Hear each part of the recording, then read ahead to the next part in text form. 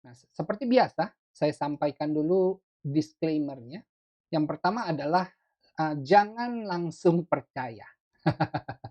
Ya, sebagai anak Tuhan yang baik, sebagai murid yang baik dari Yesus Kristus adalah begini, yang lebih solid adalah kita kembali merenungkan itu dan bertanya kepada Roh Kudus untuk memastikan apakah memang benar apa yang saya bagikan nanti itu adalah kebenaran, ya. Kita mohon Roh Kudus memberikan Tuhan memberikan kita apa, discerning, kemampuan untuk karunia untuk membedakan gitu, mana yang benar, mana yang salah gitu ya. Nah, itu saya katakan itu juga karena saya sendiri juga melakukan hal itu, ya. Jangan langsung percaya apapun yang saya bagikan di sini.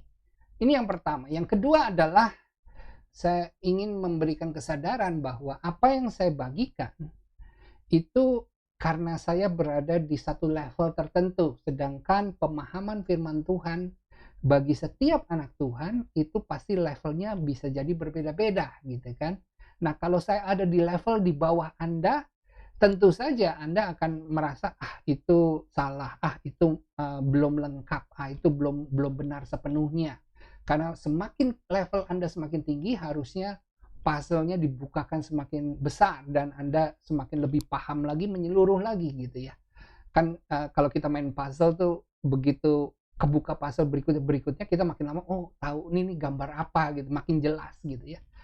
Jangan ini menjadi akhirnya kita konflik, kita ribut, atau bahkan sampai, akhirnya jadi sesama anak Tuhan bilang ini sesat dan segala-segalanya. Jangan-jangan ke sana. Makanya yang pertama tadi jangan langsung percaya, kedua, ya levelnya mungkin berbeda ya. Kita saling menghargai, kalaupun ujungnya tidak sepakat, ya kita sepakat untuk tidak sepakat.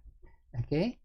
Nah, yang ketiga jelas tadi saya katakan bahwa apa yang saya bagikan ini adalah hasil perenungan saya, hasil pembelajaran saya, hasil dari saya sekolah Bible School di Amerika dan seterusnya. Jadi ada banyak perjalanan saya dari sejak pertobatan saya 2005 dan apa yang saya dapatkan itu seringkali membuat itu tuh alis alis mata terangkat, alis apa ini kok out of the box, kok berbeda, kok aneh, kok bertentangan, kok memang itu tujuan dari apa yang saya bagikan.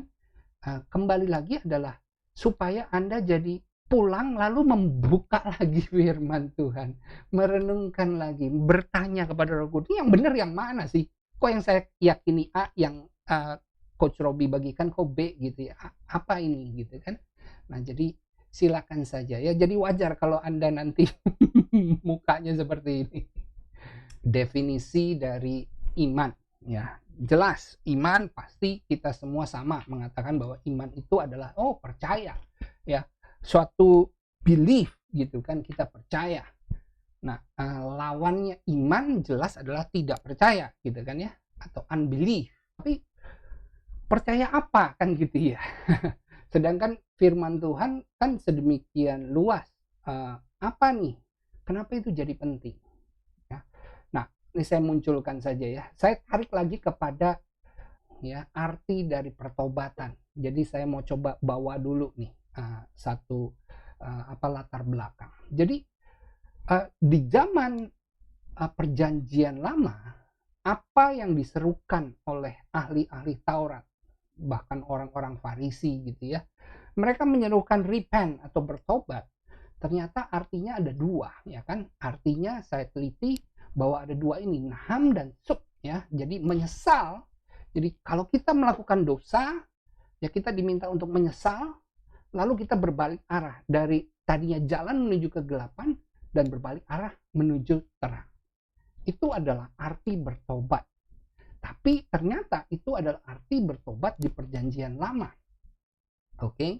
Nah, ternyata di perjanjian baru yang diawali dari di istilah masa persiapan benar-benarnya ya, itu adalah masa saat Yohanes Pembaptis lagi mempersiapkan. Nah, Yohanes Pembaptis menyerukan repent, bertobat, tapi berbeda artinya. Dan menariknya bukan hanya Yohanes Pembaptis. Setelah Yohanes Pembaptis dimasukkan ke dalam penjara, Yesus melanjutkan pelayanan itu dan meneriakkan kata-kata yang sama gitu. Jadi arti repent menurut Yohanes Pembaptis dan Yesus adalah metanoia, alias berubah pola pikir. Berubahlah pola pikir. Jadi bukan menyesallah dan berbalik arah, tapi berubahlah pola pikirmu. Apa berubahlah pola pikirmu? Ternyata ada lanjutannya, dan percayalah kepada Injil atau gospel atau kabar baik atau kabar yang terlalu baik. Karena apa? Karena ini sebuah kabar yang terlalu baik, kayaknya nggak mungkin gitu. Nah, disinilah korelasi iman. Kalau kita bandingkan, ya, dan saya juga udah jelaskan, manusia itu terdiri dari 3, tubuh, jiwa, dan roh. Di mana tubuh itu korelasinya adalah dengan yang istilahnya melakukan atau works, di mana disitulah adanya hukum Taurat dan disitulah yang disebut self-center. Kenapa? Karena begini, saat works, ya, kita melakukan, saya yang melakukan. Kalau saya berhasil melakukan, maka oke, ya, saya mendapatkan gitu ya. Kalau saya gagal, maka ya salah saya gitu. Jadi self-centered ini adalah saya. Nah, hukum Taurat adalah seperti itu. Nanti saya akan jelaskan lebih jauh ya. Nah, berbedanya adalah saat kita diminta untuk merubah pola pikir, untuk mulai memasukkan unsur percaya. Di situ adalah bicara belief, bicara tentang mindset, tentang percayalah pada Injil kabar baik. Loh, apa hubungannya? Kenapa hukum Taurat dan gospel ini dibedakan? Ya, kesannya kayak dipertentangkan. Apa benar ini dipertentangkan? Tapi kalau seperti ini kan kemarin kita sudah tahu bahwa iya ya, gospel, semua Injil, semua bahkan semua Alkitab itu ternyata Yesus pernah berkata bahwa semua itu point to me, itu mengarah kepada saya, itu berfokus kepada saya. Ya, it's all about me. Bahkan versi lainnya mengatakan itu. Ini semua tentang saya. Jadi Jesus is the center. Yesus harus jadi centernya, harus jadi yang utama, harus jadi yang pusat. Semua harus ke sana. Jadi ini bukan tentang saya, tapi ini tentang Jesus. Nah, lihat, ini konfirmasinya. Ya, di Galatia dikatakan bahwa dasar dari hukum Taurat bukanlah iman.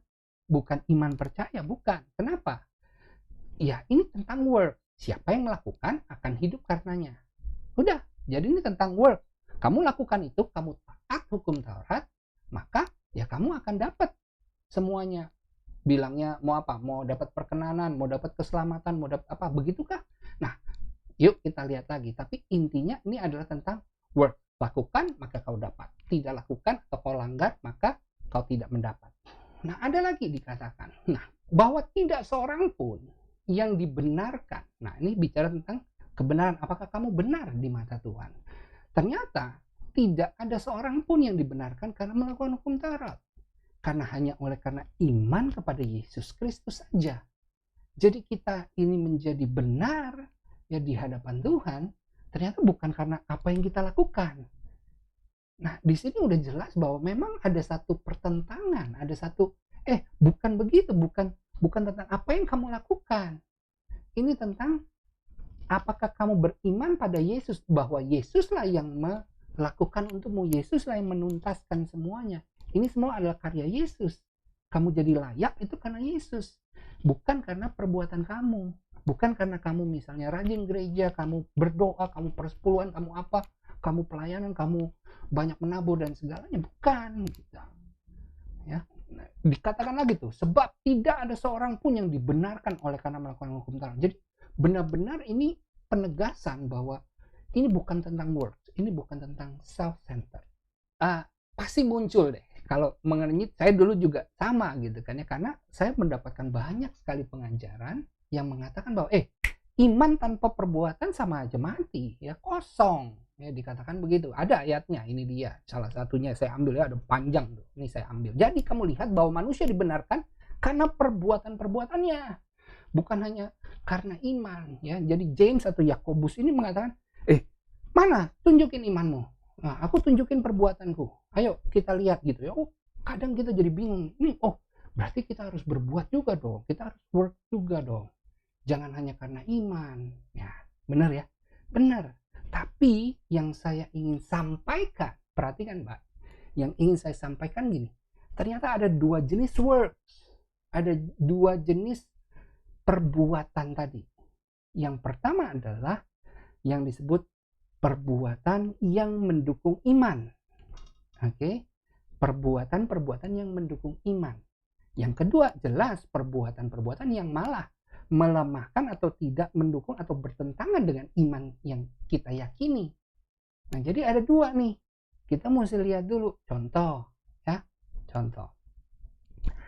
Kalau saya merasa sakit, oke, lalu saya beriman oleh bilur-bilurnya, aku telah sembuh. Itu adalah belief, itu adalah faith, iman, ya kan? Oke.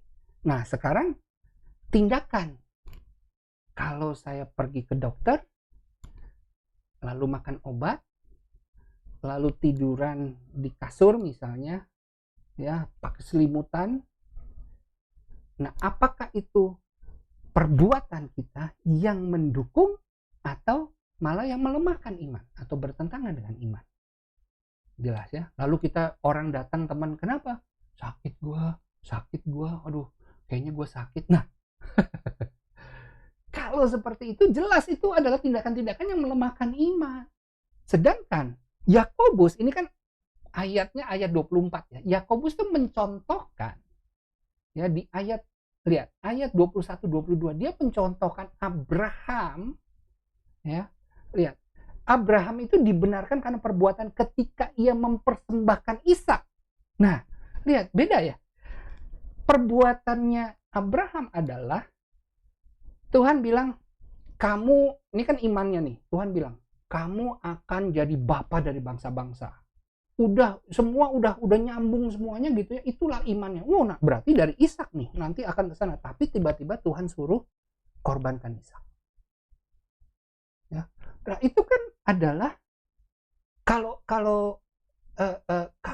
Abraham tetap mengorbankan Ishak, berarti itu adalah tindakan yang mendukung iman, bukan melawan iman. Kalau melawan iman mungkin Abraham akan negosiasi, Abraham akan coba dulu, saya cari dulu deh, mungkin ada sesuatu yang bisa menggantikan, bla bla bla. Jadi saya upayakan dulu gitu, saya akan lakukan dulu, ya, sesuatu yang sebenarnya ya tadi saya minum obat dulu, saya ini dulu ya karena saya sakit, tapi saya beriman. Nah itu jadi nggak nyambung. Nah jadi ingat, apa yang Yakobus jelaskan di sini adalah yes, works dan faith itu tidak bertentangan, asalkan works-nya adalah yang works mendukung iman, itulah maksudnya, bukan yang berlawanan. Nah minggu lalu kan saya cerita tuh bahwa di waktu saya divonis dokter batu ginjal, nah seminggu pertama tuh saya melakukan semua perbuatan-perbuatan yang melemahkan iman atau bertentangan dengan iman saya. Saya langsung cek, langsung ingin pergi, langsung mau booking ke Pineng, mau operasi, dan saya urus itu semua. Kenapa? Karena ya udah, saya setuju berarti bahwa ini adalah saya sakit. Sedangkan setelah 1 minggu baru teng gitu ya, tiba-tiba terbuka dan oh iya ya, kan oleh bilur-bilur aku telah sembuh. Nah disitulah saya mulai berubah, dan akhirnya yes, gitu ya kira-kira perbedaannya ya. Nah kalau gitu, apa tujuannya sih sebenarnya hukum Taurat? Paulus kenapa sih terus berkata bahwa kamu tuh tidak akan bisa memperoleh istilah benar ya, status benar di hadapan Tuhan dengan melakukan hukum Taurat. Nggak bisa, karena ternyata bukan itu tujuannya. Tadinya saya tuh jelas kita berpikir adanya satu buku manual tadi kan, hukum Taurat itu adalah manual, di mana di situ dikatakan jangan lakukan ini, boleh lakukan ini, sebaiknya lakukan ini, atau harus lakukan ini, kan gitu ya. Ada aturannya, dan kita tinggal jalanin aja, taat aja sama itu, lakukan, dan jangan lakukan yang dilarang. Dah gitu aja. Nah saya pikir itulah sehingga nantinya kita berhasil atau gagal kan gitu. Ya, itulah hukum Taurat. Tapi ternyata, lihat, ternyata tujuan dari hukum Taurat itu bukan sekali lagi adalah sebagai jalan menuju kebenaran, jalan menuju keselamatan, bukan. Jalan menuju benar di hadapan, status benar di hadapan Tuhan, bukan layak di hadapan Tuhan, tidak. Di sini dikatakan bahwa sebenarnya ya tujuannya adalah supaya tersumbat setiap mulut dan seluruh dunia jatuh ke dalam hukuman Allah. Loh, oh ya? Iya. Jadi ini kayak ngejebak gitu loh. Kan jadi, Tuhan ngejebak. Ya kira-kira gitu. Jadi ini sebenarnya hukum Taurat itu cuma untuk supaya kamu tuh nyerah. Nah, menarik kan, kita kalau nggak ngerti gambaran besarnya yang kemarin saya jelaskan, Anda akan puyeng sendiri. Tapi kalau Anda sudah ngerti gambaran besar, kenapa Tuhan mau manusia nyerah? Hukum itu ada 600-an, 600 berapa hukum di dalam hukum Taurat. Itu semuanya diatur. Dan kalau dibilang ada yang bisa melakukan, waduh, susah banget. Ya. Nih, hasilnya sebenarnya adalah yang kanan bawah yang kita pengen. Kanan bawah itu apa? Kanan bawah adalah gini. Akhirnya semua orang itu merasa, waduh Tuhan, melakukan hukum Taurat dengan benar, untuk konsisten dan tidak pernah melanggar, itu adalah susah sekali. I give up. Saya menyerah. Ini benar-benar sebuah beban berat, membuat saya letih lesu, membuat saya nyerah. I give up. Itulah inginnya. Inginnya Tuhan itu goalnya. Membuat semua tersumbat, membuat semua merasa, oh iya, saya layak dihukum, saya memang berdosa, saya tidak layak di hadapan Tuhan dan segalanya. Itulah kita dibawa ke dalam posisi itu supaya apa? Supaya ya, oleh karenanya kamu kalau mau selamat, mau benar di hadapan Tuhan, mau layak di hadapan Tuhan, satu-satunya cara adalah dengan percaya kepada Juru Selamat Yesus Kristus. Jadi hanya orang-orang di posisi yang tidak sanggup lagi, orang-orang yang di dalam posisi putus asa, tidak bisa menemukan jawaban, tidak bisa lagi mengandalkan kekuatan dirinya, disitulah mereka baru, saya butuh Juru Selamat. Itu adalah skenarionya Tuhan. Tapi apa yang terjadi? Muncullah efek samping yang di kiri atas. Yang di kiri atas ini efek samping apa? Inilah ahli-ahli Taurat, orang-orang Farisi yang merasa bahwa dia sudah berhasil menjalankan atau melakukan hukum Taurat itu. Sehingga mereka dengan congkak, dengan sombong bahwa aku layak, aku sudah benar, aku lebih benar dibandingkan mereka-mereka itu. Ya, banyak ya statement-statement. Dan menariknya Yesus mengatakan bahwa kamu itu hipokrit, kamu itu munafik. Munafik, kenapa? Karena sebenarnya enggak. Kamu enggak layak, kamu enggak benar, ya. Kamu sama aja. Kenapa saya berani berkata seperti itu? Karena ini aturannya hukum Taurat. Barang siapa menuruti seluruh hukum, tapi gagal di satu bagian aja, maka kamu gagal seluruhnya. Jadi gini. Ada 600-an hukum. Ya. Kita gagal satu. Nilainya bukan 99. Di sini nih Yakobus bilang nilainya 0. Bayangin, 600 mesti dijalanin semua. Makanya Yesus bilang, kamu jalanin perpuluhan, tapi kamu tidak menjalankan kasih, ya 0, gagal. Sama aja bohong. Gitu. Ya, jadi ini harus sempurna atau ya sudah gagal gitu. Harus 100.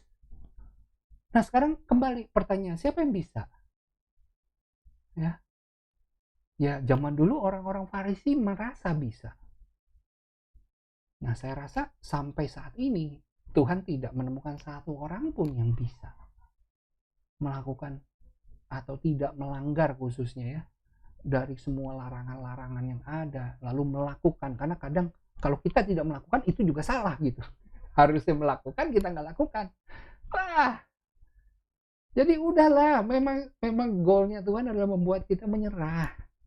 Jadi menyerahlah dengan work, dengan upaya kamu untuk selamat, dengan nggak usah nyerah aja ya. Nah, di titik kamu menyerah, disitulah baru kamu bisa muncul. Kabar baik itu jadi bermakna gitu loh ya. Oh, ternyata ada jalan tuh, dan ini yang membedakan kita dari yang lain ya. Yang lain masih terus berupaya do the work untuk selamat, nanti pahala timbang dan segalanya. No, kita enggak. Kenapa? Karena memang bukan itu. Haleluya ya. Sekali lagi, jangan langsung percaya, tapi memang kalau puzzle-nya makin kebuka nanti makin nyambung. Jadi akhirnya saya makin lama gini, kok ternyata firman Tuhan itu bisa kok ya kita pahami gitu ya. Alkitab tuh yang tadinya kayaknya susah banget gitu ya, kayaknya nggak mungkin lah, udahlah believe aja, nggak usah mengerti. Ya ternyata semakin lama semakin dibukakan lagi gitu. Nah, yuk kita lanjut lagi. Nah, lalu apa sih kembali lagi hukum Taurat itu? Ternyata memang ini desainnya Tuhan nih. Dikatakan bahwa goalnya adalah nanti iman tuh akan datang. Tapi sebelum datang, jadi memang tujuan Tuhan tuh adalah nanti kamu akan hidup di masa-masa di mana imanlah yang dibutuhkan. Ya, tapi selama itu belum datang, maka kamu ada di dalam pengawalan hukum Taurat. Hukum Taurat dikeluarkan. Maka hukum Taurat itu istilahnya, nah ini menarik, saya menemukan loh kok dikatakan penuntun atau tutor atau istilahnya babysitter gitu loh. Ya, dikatakan ini babysitter kamu yang ngejagain kamu supaya kamu sampai nantinya Kristus datang. Karena dari situ kamu, nah, jadi udah puzzle-nya nyambung semua. Memang benar bahwa ini cuma untuk membuat kamu nyerah, lalu Yesus datang ya. Kondisi waktu itu kan Yesus belum datang ya. Kalau kita kan udah nih, Yesus datang. Nah, udah dibilang adalah hukum Taurat itu tidak berlaku lagi. Tidak perlu lagi tutor itu. Penjelasan di Galatia, saya belajar Galatia ini senangnya bukan main, karena di Galatia itu menjelaskan sangat-sangat, ini ada lagi nih ya, ini bagus banget. Sebenarnya ayat-ayatnya ada panjang tapi saya ambil aja. Jadi ternyata Tuhan melihat anak-anak Tuhan di perjanjian lama ya, melihat umatnya di perjanjian lama itu, Tuhan tuh mengatakan bahwa mereka tuh anak kecil atau nepios atau yang belum akil balik gitu. Tuhan tuh mengatakan mereka tuh nepios. Sedangkan saat Kristus datang dan kamu diangkat menjadi anak, kamu tuh jadi huios. Huios tuh adalah anak yang sudah akil balik, ahli waris, sudah layak. Jadi memang anak yang sudah akil balik tuh sudah layak jadi ahli waris. Itu menurut adat di Israel sana. Nah, jadi kita beda gitu. Nah, memang waktu kecil, bener gak waktu kecil kita butuh babysitter? Bener ya? Emang bener. Jadi tutor tadi itu emang untuk si hukum Taurat tuh, memang tujuannya adalah untuk ngejagain kamu juga, dan ujungnya ya tadi bahwa adalah kamu nyerah gitu. Kalau begitu selesai dong.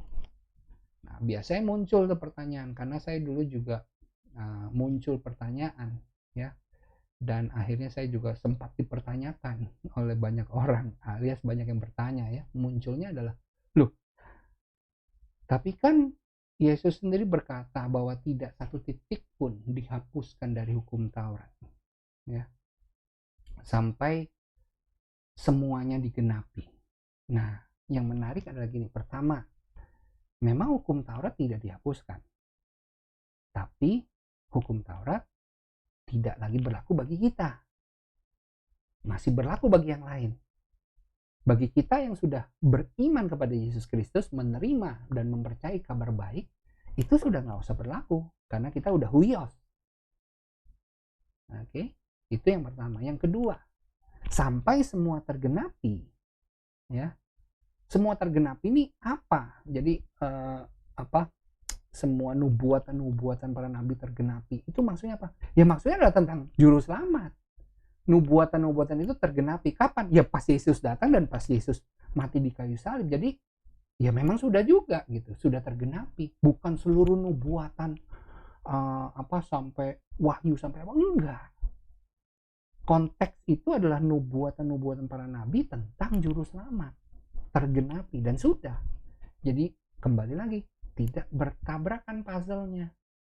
Wah, makin lama nyambung puzzle-nya ini ternyata ke sini, ya. Ayo, mau jadi terus anak kecil atau mau jadi anak yang sudah akil balik dan jadi ahli warisnya Tuhan? Ayo, pikirin. Ya. Nah, ini juga pertanyaan. Apa kita bebas berbuat dosa dong? Kan udah agak diukur dari ini ya, dari perbuatan kita ya, larangan segala. Berarti saya bebas. Yes. Gitu kan ya.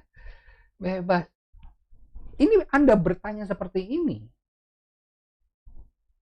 Dan itu muncul pertanyaan yang sama waktu Paulus menjelaskan. Kenapa? Karena ternyata Paulus juga mendapatkan respon sama dan dia berkata begini, jika demikian apa hendak dikatakan, bolehkah kita bertekun dalam dosa atau terus melakukan dosa supaya semakin bertambah kasih karunia itu? Sekali-sekali tidak. Jadi Paulus certainly not itu.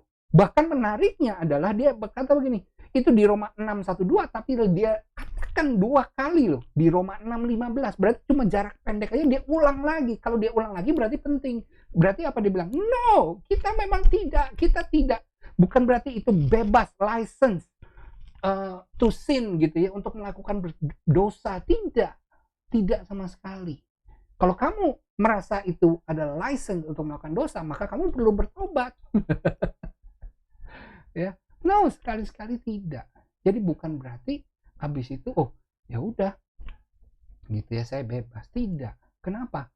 Karena banyak sekali kerugiannya juga gitu melakukan dosa.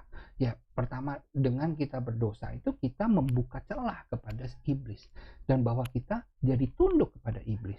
Lah kalau udah kita jadi tunduk di dalam iblis, dalam kuasa iblis, maka kita jadi tidak punya kuasa lagi. Kita jadi hamba dan seterusnya. Jadi ya udah, akhirnya kita tidak menikmati privilege atau semua benefit-benefit anak-anak Tuhan.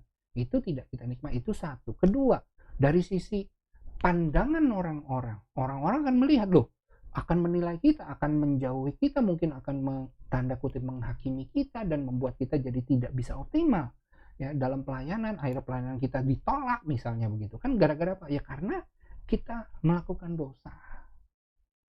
Jadi banyak sekali kerugiannya.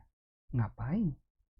Ya bahwa kembali lagi, kalau ngandalin tubuh ya tetap saja sih. Makanya tubuhnya lemah, nasib pikiran inilah ya, dimana di situ harus bersedia dituntun terus-menerus oleh roh. Nah, ini dikatakan.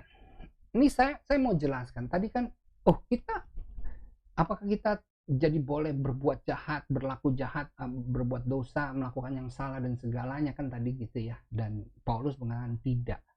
Nah, di Efesus ini satu puzzle lagi saya dapatkan bahwa gini. Ternyata ya, kita tuh diselamatkan, yes, udah confirm, bukan hasil usahamu, tapi ini is a gift from God. Ya, inilah kasih karunia. Ya, jangan memegahkan diri. Oke, good. Jadi bukan seperti si orang kaya muda itu yang berkata, aku sudah melakukan semua itu dari kecil, aku sudah gini, aku sudah taat, aku udah gini, apalagi syarat aku supaya bisa selamat, kira-kira gitu ya. Yesus bilang, mana lu udah ngelakuin semua, gue uji deh satu deh. Gue ayo jual seluruh hartamu, lalu ikut, gimana, mau gak? Itu kan cuma diuji, bukan berarti itu syaratnya, bukan berarti kita harus miskin. Enggak, Yesus lagi nguji. Dari sekian gue ambil satu deh, ambil satu aja pasal, satu hukum dalam Taurat, ayo bisa lakukan ini nggak? Enggak. Nah itu dia, udah salah satu, salah semua. Ya. Nah menariknya gini, karena kita ini buatan Allah, diciptakan dalam Kristus Yesus. Nah jadi setelah kita mengalami kelahiran yang kedua, ya lahir baru, ya, oleh karena tadi karya Yesus, ternyata kita diciptakan ini ada desainnya, yaitu untuk melakukan pekerjaan baik. Jadi tadi kita tetap melakukan segala yang baik, segala yang benar, segala kita tetap melakukan, tapi itu adalah sebagai buah, bukan sebagai tadi untuk memenuhi syarat selamat, bukan. Nah teman-teman, ini yang kemarin minggu lalu saya katakan mengerjakan keselamatan. Inilah salah satunya, ya panggilan kita ya di situ. Jadi sekali lagi, di awal ini kemarin saya dapat dari bapak rohani saya, bagus banget, dia katakan begini bahwa kita tuh dibebaskan, ya ini kan tadi di atas tuh, bukan hasil usahamu, bukan karena perbuatan baikmu. Jadi kita tuh harus melepaskan atau menghindari perbuatan baik kita untuk nantinya kita berbuat baik. Nah, jadi lucu ya. Tapi maksudnya memang benar ya, bahwa untuk selamat jangan ngandalin perbuatan baikmu. Jadi kita harus hindarkan itu. Tapi setelah selamat, maka memang kita nih diciptakan, ditugaskan untuk melakukan perbuatan-perbuatan baik itu. Bukan sebagai syarat, tapi sebagai buah. Wah, kerjakan keselamatanmu. Wah, keren. Ya. Jadi tetap tidak memberikan lisensi untuk berdosa dan tetap melakukan perbuatan-perbuatan baik. Itulah huios, anak yang sudah dewasa. Yo, udah dewasa, anak kecil. Kita tumbuh ya, kita harus bertumbuh. Oke, apa manfaat dari iman? Berarti apa nih? Apalagi korelasinya dengan panggilan tadi. Ada beberapa saya temukan. Yang pertama adalah gini, ya, dikatakan. Nah ini menarik, bahasa Inggrisnya mungkin lebih jelas ya. Karena kepada kita diberitakan kabar kesukaan sama seperti kepada mereka, tapi firman pemberitaan itu tidak berguna bagi mereka. Gak ada maknanya, gak ada gunanya, gak ada manfaatnya. Kenapa? Karena dikatakan not being mixed with faith. Tidak ada iman percaya kepada gospel itu. Tidak ada iman percaya kepada apapun yang Allah janjikan, Allah sediakan, Allah segala macam. Jadi kita tidak meyakini itu menjadi sebuah kebenaran yang jauh lebih benar daripada kebenaran lainnya. Kita yakin nggak bahwa misalnya saya sudah diselamatkan oleh Yesus only? Karena kalau tidak, maka kita akan menambahkan, oh Yesus yang engkau lakukan di kayu salib masih kurang. Saya perlu menambahkan lagi dengan perbuatan-perbuatan baik saya untuk memastikan supaya, tapi itu malah jadi salah ya. Jesus plus something itu zero.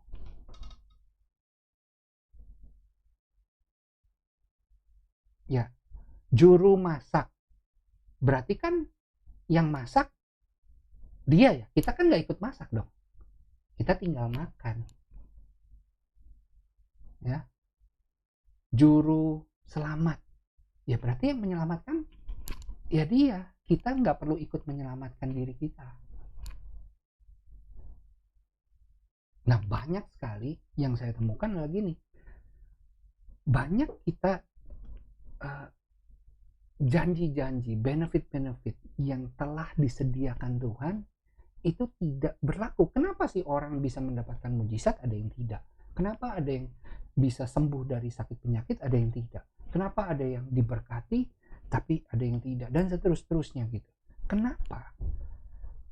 Karena ini did not profit them, karena tidak dimix dengan iman, percaya, tapi percayanya atas kebenaran yang benar, kebenaran yang sejati. Tadi pasalnya benar dulu, paham dulu. Kalau paham, baru di situ muncul. Nih, saya percaya. Nah, itulah pertandingan iman. Ya. Karena saya bisa jadi berhasil waktu itu. Ya, menang saat sakit batu ginjal. Tapi andai, tapi enggak dalam nama Yesus ya. Andai saya sakit lagi yang lain gitu. Nah, itu akan pertandingan yang berbeda lagi. Bukan berarti karena dulu sudah sembuh, lalu yang ini saya pasti juga berhasil. Enggak, ayo fight lagi. Yuk lawan lagi. Nih, lihat. Ini menarik. Di perjanjian baru, ini kencang banget nih kata-katanya. Ayo. Segala sesuatu yang tidak berdasarkan iman adalah dosa. Oh, jadi dosa, definisi dosa dalam perjanjian baru adalah segala yang kamu lakukan tanpa iman. Jadi iman itu penting supaya kita tidak berdosa.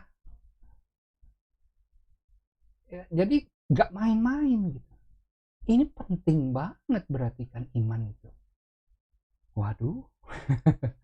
Lanjut. Dalam segala keadaan pergunakan perisai iman. Sebab dengan perisai itu kamu dapat memadamkan panah api dari yang si jahat. Ini juga penting punya iman terhadap satu kebenaran tadi. Karena kembali lagi, iblis itu kerjaannya memang satu-satunya senjata dia adalah tipu muslihat. Kenapa iblis memilih ular bukan memilih mungkin dinosaurus, T-Rex gitu yang menyeramkan dan memaksa Adam dan Hawa untuk makan buah, paksa, kalau enggak gue makan lo, gue bunuh lo gitu ya, kira-kira. Kenapa yang dipilih ular? Karena ular itu licik, cerdik. Kenapa? Karena memang satu-satu senjata iblis adalah tipu muslihat doang dari dulu. Cuma ngegoyang iman aja. Nah, kalau kita punya perisai iman atas dasar kebenaran yang benar gitu, yang kokoh gitu, maka apapun yang dilemparkan padam, nggak ada efek. Dan ini dicontohkan Yesus waktu diuji coba di padang gurun kan, iblis lempar panah api, Yesus cuma bilang, ada tertulis begini-begini, udah padam langsung apinya. Ya. Lapar, iya lapar. Oh, ini ubah nih jadi batu, ada tertulis. Enggak, yang penting tuh makanan firman Tuhan. Des padam langsung. Apalagi iblis lempar lagi, ada tertulis. Jadi perisai iman. Nah, percayalah pasti kita sering mendapatkan itu. Ini yang paling efektif sekali saat kita punya iman. Ya. Karena apa? Panah api itu ada aja dari mana-mana. Bahkan kadang ini dari orang-orang yang kita cintai. Itu bisa melempar panah-panah api yang membuat kita jadi ragu terhadap iman. Terhadap apa yang kita percayai. Terhadap janji-janji Tuhan. Ragu. Nah, saya ngalamin tuh waktu itu. Bayangkan. Pertobatan saya, lalu akhirnya saya menikah. Dan kerinduan saya untuk punya anak gitu, tapi 3 tahun saya tidak punya anak. Dan waktu itu istri divonis harus operasi, kita udah operasi, ada kistanya tumbuh lagi, padahal katanya 80. Wah, pokoknya benar-benar semua itu adalah yang panah-panah api ini ya, panah-panah api ini ditembakkan, lalu sampai dokter katakan terakhir adalah istrimu tidak bisa, jadi harus bayi tabung, itulah satu-satunya. Nah, akhirnya saya mendapatkan ini, saya bilang, no, Tuhan sudah menciptakan kita ini untuk terus beranak cucu, ya. Jadi saya klaim kebenaran itu. Saya bilang ke istri, stop semua program, jangan percaya apa kata dokter. Tiap malam saya tumpang tangan dan saya katakan, apapun yang ada di dalam rahimmu, di dalam nama Tuhan Yesus, spermaku akan bisa membuahi sel telurmu dan akan jadi anak. Saya lakukan itu, goyang nggak? Goyang. Perjalanan seperti itu goyang. Saya pernah satu ketika pagi-pagi, saya buka biasa saat teduh gitu, saya buka laptop, saya putar lagu, ada ratusan lagu saya putar dan itu random gitu ya. Dan saya menangis saat itu, saya sedih, saya bingung, Tuhan, apalagi yang harus aku sudah percaya penuh, aku yakin, tapi kok masih belum juga, gimana gitu kan ya. Saya nangis, nangis, saya nangis, tahu-tahu tak lagunya diputarkan dan lagu itu muncul gini. Dia mengerti, dia peduli. Wah, itu ya saya nangis. Dan tapi apa? Iman saya jadi makin yakin lagi. Yes, yes, dia Tuhan yang hidup, dia Bapa yang mengasihiku. Aku pasti dan yes, ya. Akhirnya ya istriku hamil dan lahirlah anak pertama, lalu lahir anak kedua. Dan di dalam seluruh keluarga besar hanya 2 anak kami ini laki-laki dari keluarga besar orang tua saya, papa saya, ya. Jadi, wow, saya cuma bilang, wah gila Tuhan, ya. Jadi padamin api penting. Nah, ujungnya adalah pertandingan iman. Jadi ini adalah satu pertandingan terus-menerus tadi saya katakan. Bahkan di akhir, Paulus loh yang berkata, aku sudah mengakhiri pertandingan dan aku telah berhasil kept my faith, mempertahankan, memelihara iman ini. Wah, jadi itu jerninya kita. Nah, kesimpulannya adalah bagi saya iman itu kunci bagi kita yang hidup di perjanjian baru dan kita yang sudah jadi huios tadi, udah jadi anak yang sudah akil balik di mata Tuhan. Ini bukan tentang melakukan lagi, tapi ini tentang percaya. Iman adalah respon positif kita. Ini yang saya percaya atas semua yang telah Bapa sediakan melalui kasih karunia-Nya. Jadi gini, Anda tidak bisa beriman terhadap sesuatu yang itu bukan Allah maui gitu. Bukan yang telah disediakan. Ya, waktu itu ada kisah cukup heboh tuh di Amerika. Jadi ada satu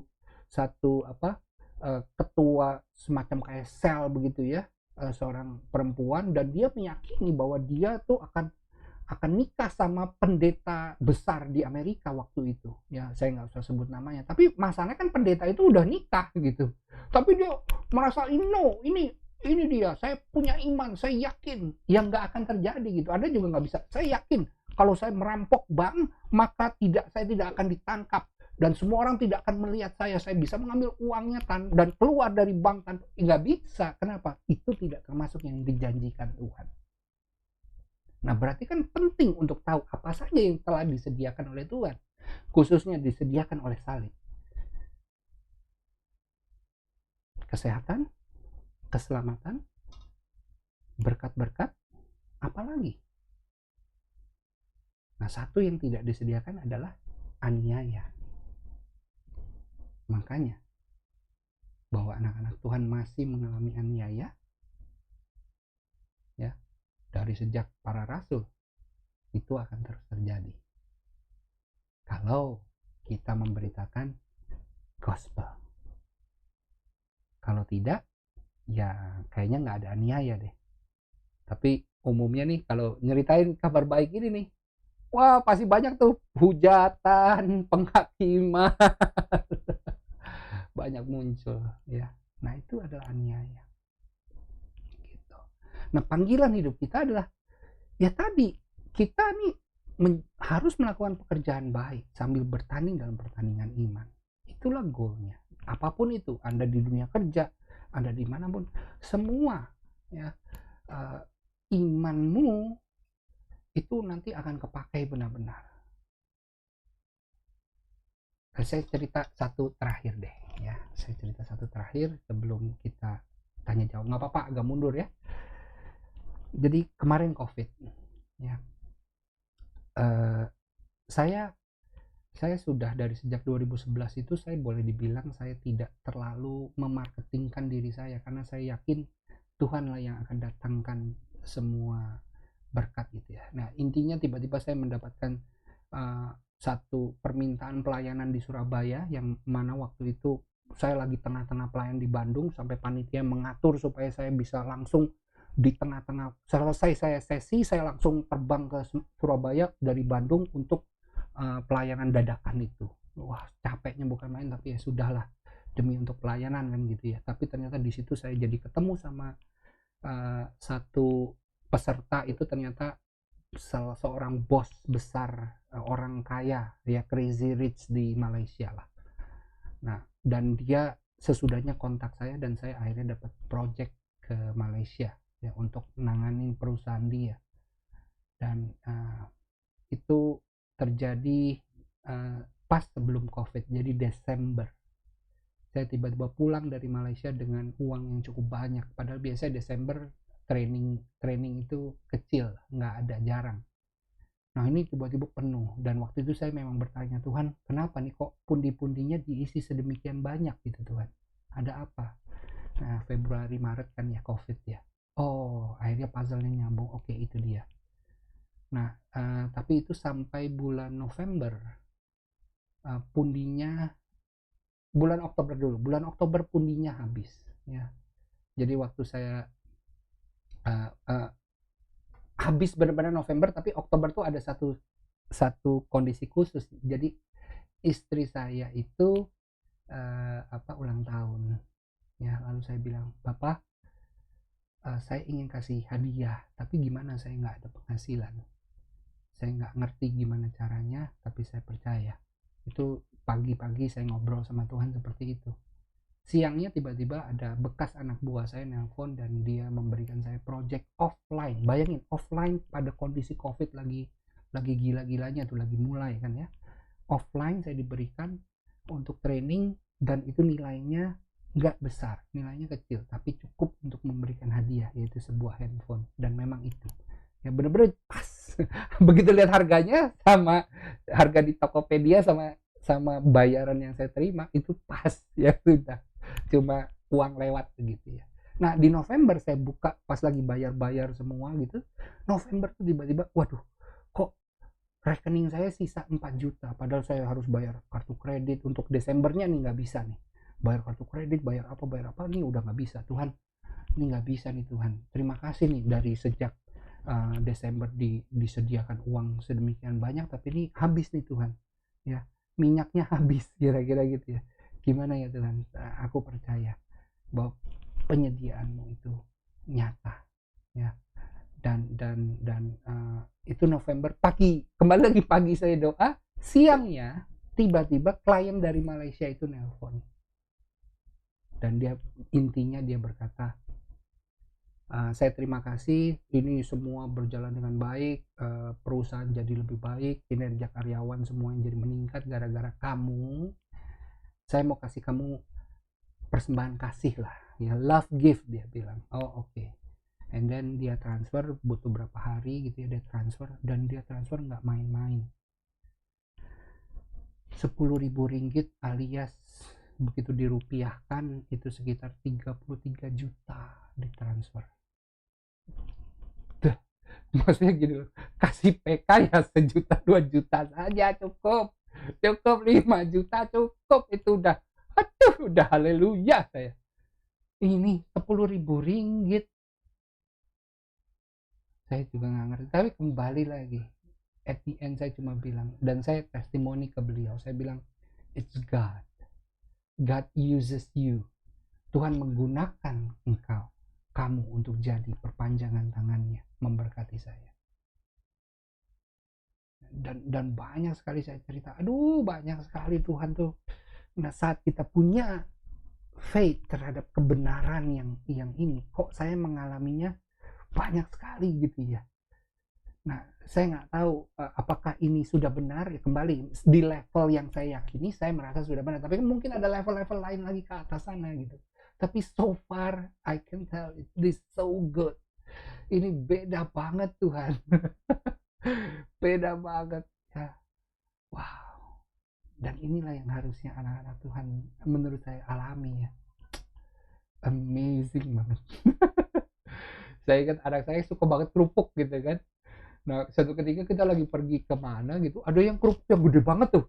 Kerupuk itu, kerupuk kaleng tapi yang ukurannya besar banget ya. Ada yang dijual gitu di pinggir jalan. Kita beli itu cuma untuk kita tahu itu rasanya nggak enak ya. Tapi ya kita beli untuk tadi tuh, untuk kasih kejutan. Jadi pas sampai rumah, saya ingat banget saya sampai video itu. Istri saya manggil gitu. Nathan turun, Nathan turun. Dia baru di tangga dimunculin tuh, dah gitu ya di depan dia yang wah. Kalau lihat ekspresi mukanya, oh my god. Nah kembali lagi di situ yang bapak ngomong, nah itu loh kejutanku buatmu tuh itu. Iya tuh, betul ya. Happy gak sebagai orang tua? Happy banget lihat anaknya happy, apalagi bapak di surga, happy dia ya. Jadi kalau belum mengalami mujizat, itu privilege kok ya. Jadi mulai dari sekarang percayalah Tuhan akan kasih mujizat. Tapi begitu dikasih jangan bilang ini Dewi Fortuna, ini keberuntunganku, hoki, bukan. Itu Tuhan. Jangan diakuin yang lain.